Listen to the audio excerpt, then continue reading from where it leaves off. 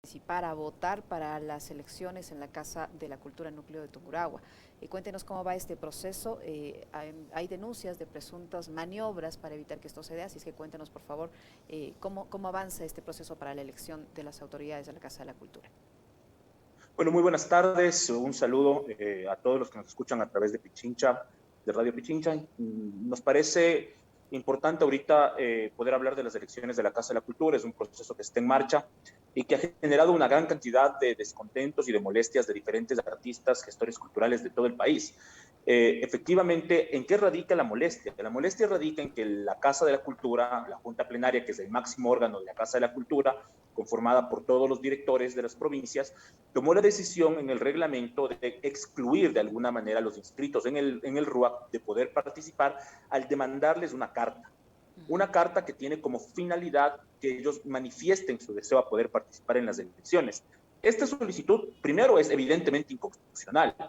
porque atenta contra el artículo 8 de la Constitución, donde todos tenemos derecho a elegir y ser elegidos en base a igualdad de condiciones. Y entonces es ilegal e inconstitucional porque esta carta se le pide a un conjunto de personas que son los que están registrados ante el Registro Único de Artistas y Gestores Culturales y no se le pide a los miembros de las casas de la cultura de todo el país. Nosotros y varias provincias más nos opusimos y votamos en contra de esa demanda, de esa postura de la mayoría de las casas de la cultura, porque nos parece que excluye, pero además es una maniobra política de muchas casas de la cultura para intentar reelegirse en sus cargos. ¿Por qué considera usted, Fernando, que es una maniobra política y por qué les exigen esto, digamos, a ustedes y no a los demás núcleos de la Casa de la Cultura?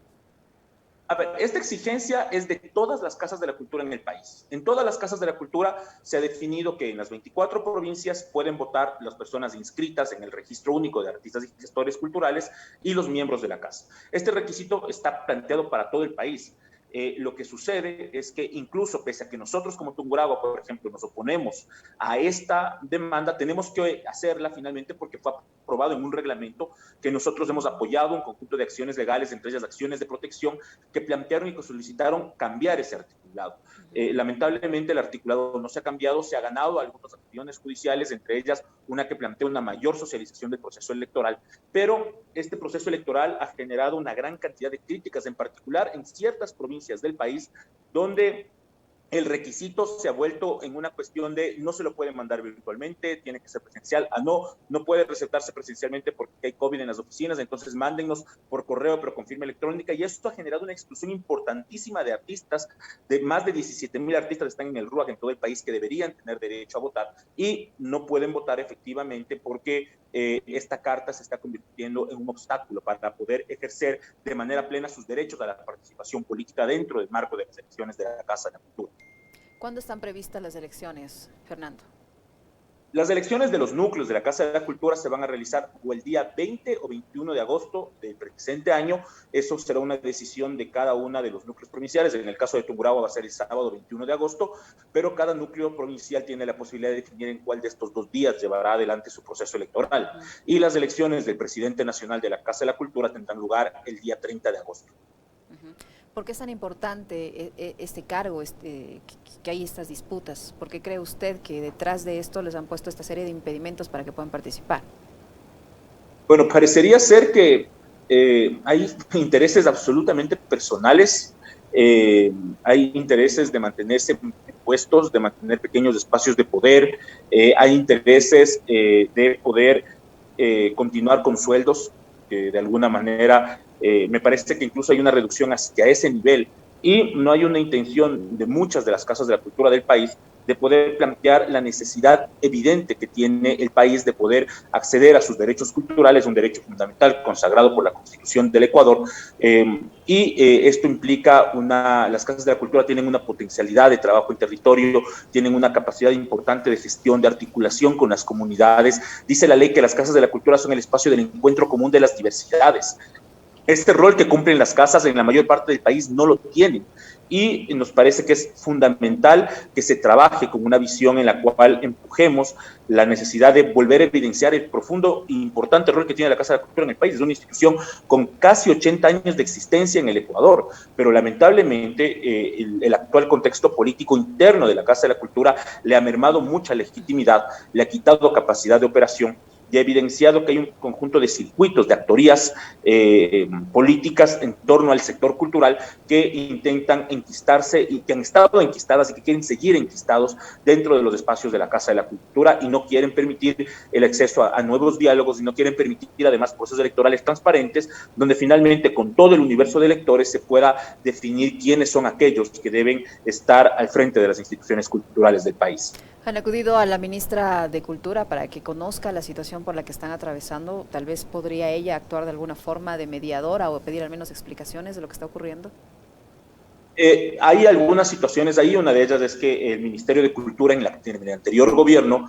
tuvo una postura a favor de este requisito que impedía la participación política adecuada de todos los actores culturales del país,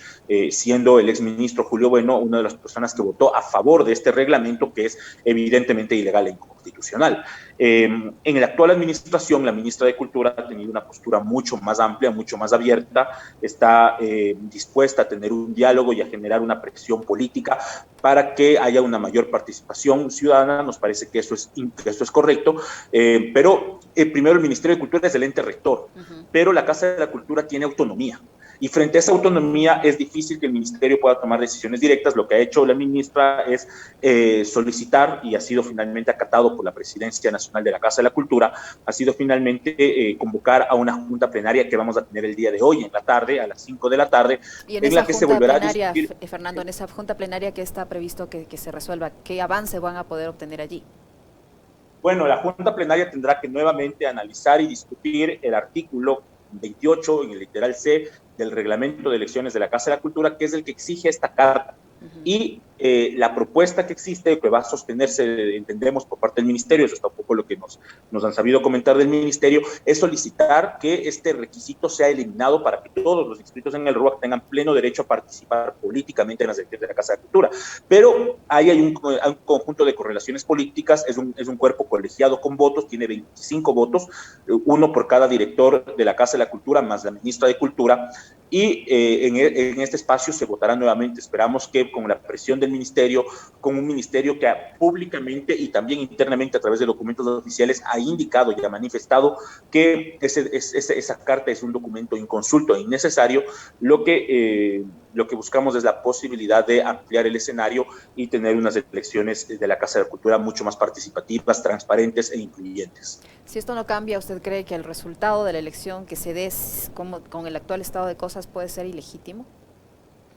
Lamentablemente la Casa de la Cultura está cayendo en un alto nivel de ilegitimidad. La gente ya no confía en la institución. Va a ser muy complejo recomponer la relación entre la ciudadanía, los artistas de manera particular y gestores culturales con la institución cultural más importante del país, la única institución cultural con presencia en todo el país y con presencia en muchísimos de los cantones del país. Entonces nos parece que va a ser complicado la reconstrucción de las relaciones. Es importante que la Casa de la Cultura tenga una institucionalidad fuerte, una institucionalidad que le permita relacionarse con las instituciones, con el resto del Estado, en la medida en que estamos en un contexto muy complicado, ¿no? Es decir, en los próximos meses y años vendrán recortes presupuestarios para la cultura aún más marcados, vendrán condiciones aún más tensas para el sector cultural, y en la medida en que no exista un proyecto articulado, en que no exista un proyecto potente desde las casas de la cultura, será muy fácil que sobre nosotros pasen este tipo de medidas, que finalmente las casas de la cultura somos el espacio de representación política de los artistas, porque somos electos, a diferencia del ministerio, de las direcciones, etcétera, donde son puestos por el Ejecutivo, por los alcaldes, prefectos. En la Casa de la Cultura estamos artistas y gestores culturales que hemos sido electos por los artistas, y por lo tanto una de nuestras principales responsabilidades es representarlos frente a los diferentes entes, y va a ser nuestra responsabilidad en los próximos meses poderlos representar en contextos en los que pueda dificultarse las condiciones económicas de los artistas. ¿Cuántos candidatos están ahora postulando para la elección? Bueno, en el contexto nacional cada provincia es diversa, todavía no hay un proceso, el proceso electoral está en marcha, sí, pero todavía las inscripciones de las candidaturas van a tener lugar hasta el día 23 de julio. Recién ahí podremos tener una claridad de quiénes son los candidatos en el contexto de las provincias, y en el nivel nacional las candidaturas se van a inscribir hasta el 9 de agosto. Existen ya varios nombres sonando en el panorama, muchos de estos nombres devienen de estos sectores que han estado enquistados en las históricas relaciones de poder del sector cultural, que han establecido relaciones clientelares con muchísimos espacios y eso les ha permitido mantenerse en esos lugares y efectivamente esperamos que los procesos de la Casa de la Cultura se encaminen a un recambio de esta institución.